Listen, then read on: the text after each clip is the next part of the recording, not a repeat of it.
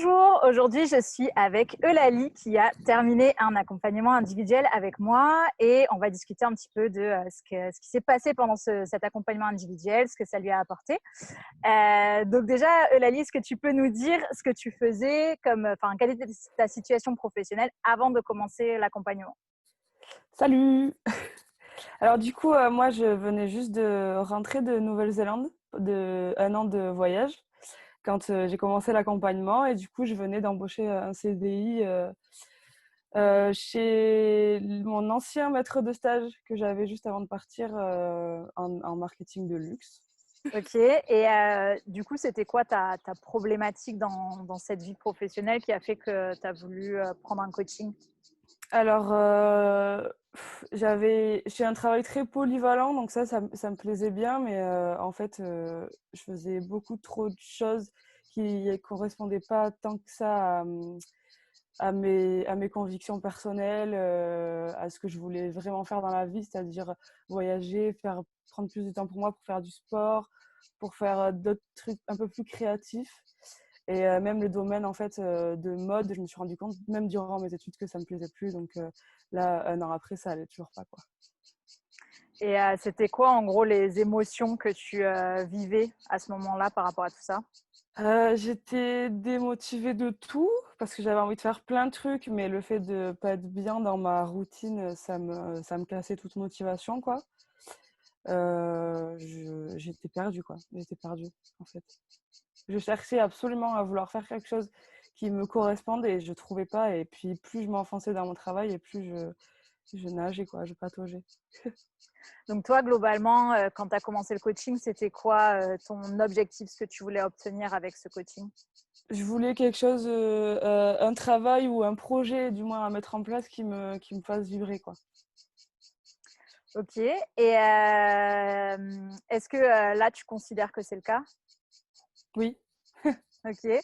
Avant de peut-être nous raconter un petit peu plus justement ce que c'est, est-ce que tu peux raconter, selon toi, retracer un petit peu ce que tu as vécu dans l'accompagnement, tu vois, s'il y a eu des moments clés, ce qui a été clé pour toi dans le chemin qu'on a fait via l'accompagnement? Alors, tout début, quand on a commencé, je galérais pas mal parce que du coup, j'avais beaucoup trop d'idées. Beaucoup trop envie de faire plusieurs trucs, qui n'avaient rien à voir justement les uns avec les autres. Et ce qui a été marrant, c'est que bon, à la fin, enfin, avant les derniers rendez-vous, quand j'ai trouvé mon projet, ou du moins le tout début de ce qui me semblait être mon projet, là, j'ai réussi à un peu relier, tous les trucs au début. Je pensais qu'ils n'avaient rien à voir les uns avec les autres et en fait, ça a tout pris forme dans ma tête. Je me suis dit: «Ah bah tiens, mais ça correspond vachement, tout autour de ça, pourquoi j'y ai pas pensé avant?» Et en discutant avec des amis, pareil, ils me disaient: «Mais en fait, pourquoi tu y as pas pensé avant?» Clairement, quoi. Parce que ça se voyait, quoi. Et ça m'a aidé à éclaircir plein de trucs, quoi. En fait, j'avais trop de barrières, que je m'étais mises à vouloir faire trop de choses, à être un peu perdue au milieu de tout ça. Et en fait, ça m'a aidé à éclaircir.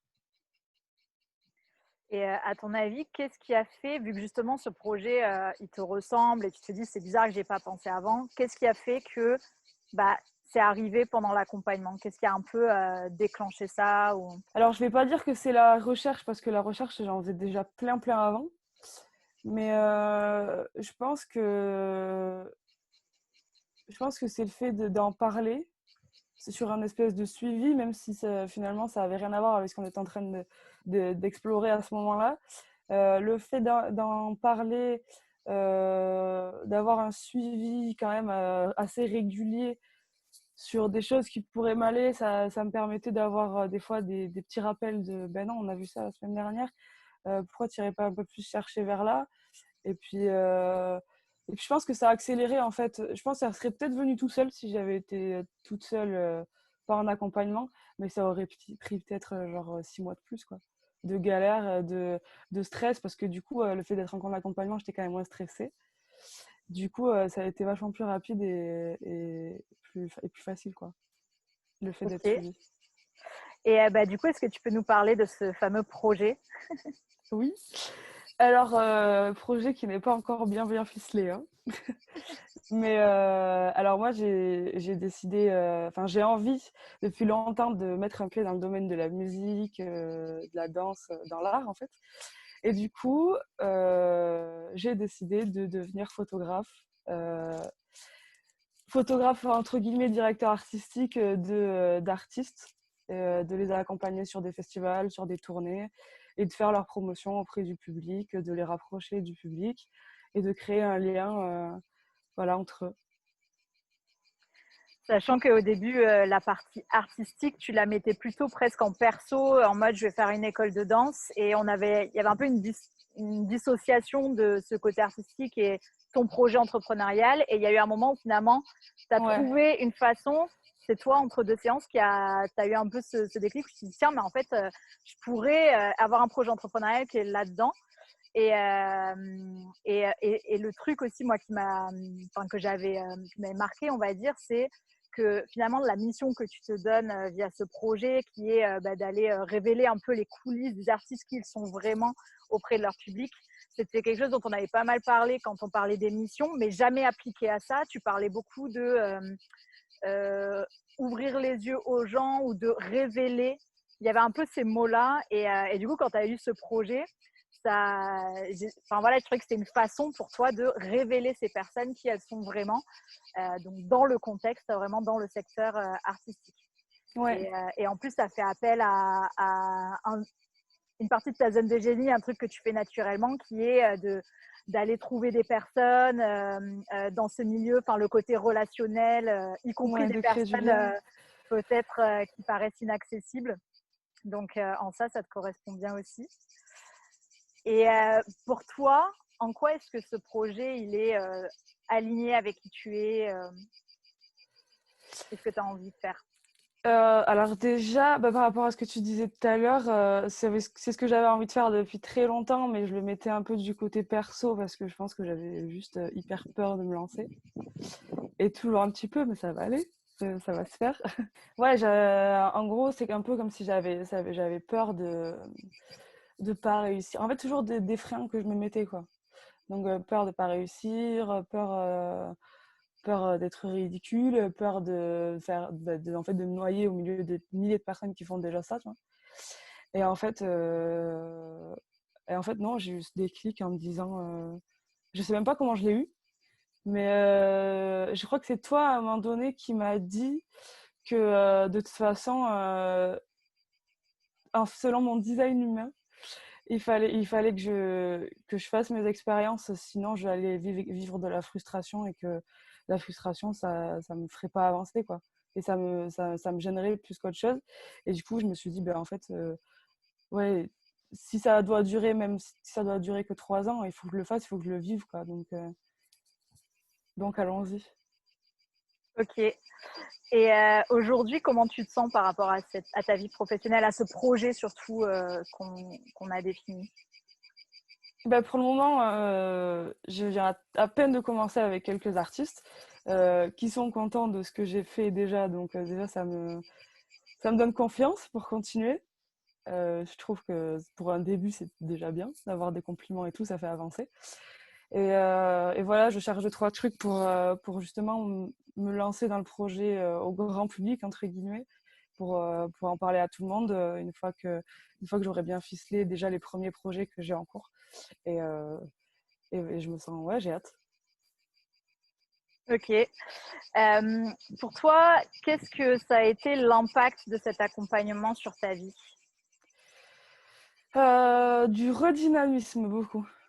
Parce que j'étais dans une phase, en plus, retour de voyage, on n'a pas forcément envie de rentrer, de revenir à la réalité et tout. Du coup, j'avais que en tête de repartir. Et j'ai toujours été quelqu'un qui avait besoin de faire beaucoup de projets pour, en gros, continuer à me dire, bon, moi, je vais travailler jusqu'à temps pour faire des projets, pour partir, pour faire ceci. Et là, j'arrivais plus à avoir de projets. J'étais complètement perdue. J'avais de la démotivation totale, quoi.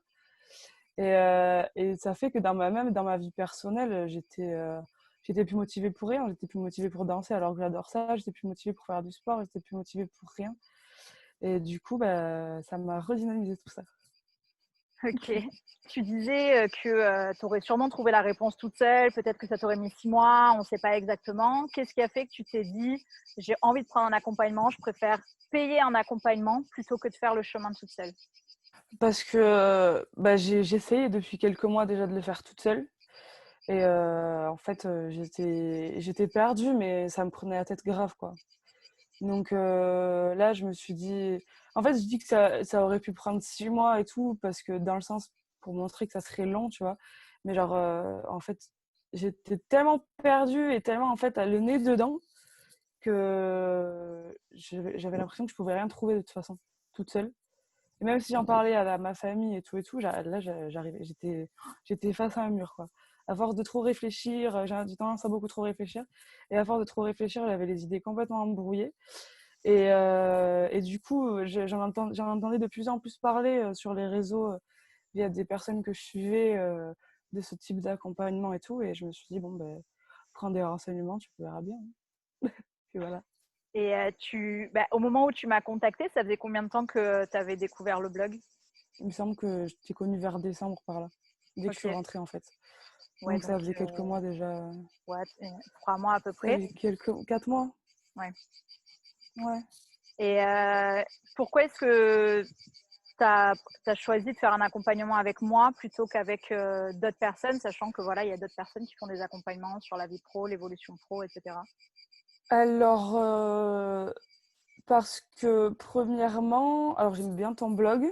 Donc c'était un truc que je suivais avec une copine justement parce que on rentrait toutes les deux de voyage et il parlait bien de... Puis à ce moment-là, il parlait bien de ce qu'on ressentait sur les nouveaux travailleurs, quoi. Chercher quelque chose qui nous fasse vibrer et qui en même temps serait compatible avec le voyage et tout. Et du coup, on s'est mis à deux sur ton blog. Et puis finalement, j'ai reçu une newsletter un jour, ben, pendant le confinement, où tu proposais un coaching gratuit de groupe avec la possibilité de voir des cas que tu allais avoir en coaching vite fait pendant le coaching de groupe. Et en fait, je suis restée tout le long du coaching et je me suis dit, mais en fait, vraiment, tu avais déjà répondu en fonction des différents cas qu'il y avait que tu avais interviewé ce jour-là. Tu avais déjà répondu à beaucoup de mes questions et je me dis, ben, en fait, ça peut que m'aider, quoi. Ok. Voilà. Qu'est-ce que tu pourrais dire à des personnes qui sont dans la situation dans laquelle tu étais avant l'accompagnement, un peu perdu, tu as envie d'un truc qui te fait vibrer, tu es perdu, et qui hésitent à prendre un accompagnement? Qu'est-ce que tu aimerais leur dire? Bah, qu'il faut tenter, hein. Moi, je pense qu'il faut tenter parce que c'est comme dans tout dans la vie, je pense, à un moment donné où on est bloqué, il faut se faire aider par quelqu'un de plus compétent que nous, dans tous les domaines que ce soit. Et je pense que le fait surtout d'en parler avec quelqu'un qui est extérieur à notre vie, qui ne nous connaît pas forcément, c'est peut-être mieux que d'avoir les avis négatifs de certains qui peuvent te dire des fois, bah, mais non, mais fais pas ça, t'as pas fait d'études, t'arriveras jamais à faire ça, t'es pas assez doué, blablabla. Enfin, tous les trucs un peu négatifs qu'on peut avoir autour. Et même si c'est pas négatif, en fait, le fait d'être suivi par quelqu'un avec qui le feeling passe bien et en qui t'as confiance, je trouve que c'est intéressant. Et puis, au pire des cas, c'est pas perdu, quoi. Enfin, je veux dire, nos échanges, voilà, moi, ce qu'on s'est dit au tout début, les craintes que j'avais, c'est que ce projet-là, si je le continue pas, bah, j'ai tous les outils que tu m'as donnés pour essayer d'en trouver un autre, quoi. Si tu devais dire une chose que tu retiens de cet accompagnement, ou si tu veux, ça peut être un résumé ou une chose, qu'est-ce que tu dirais? En fait, bah, tout m'a marqué, quoi. En fait, c'est pas juste un truc en particulier, c'est-à-dire que du début jusqu'à la fin, si j'ai choisi de travailler avec toi, c'est que voilà, je sentais que le feeling passé, que j'avais pouvais avoir confiance en toi et que du début jusqu'à la fin, on a fait un travail. Merci beaucoup, Eulalie, de ton partage, d'avoir pris ce temps-là. Moi, ça me touche beaucoup. Je suis super contente qu'à la fois tu aies trouvé quelque chose qui te correspond aujourd'hui, même si, comme tu le dis, bah, c'est quelque chose qui peut évoluer. Et tu as les outils aussi maintenant pour le faire évoluer. Donc, merci beaucoup. Avec plaisir, merci à toi.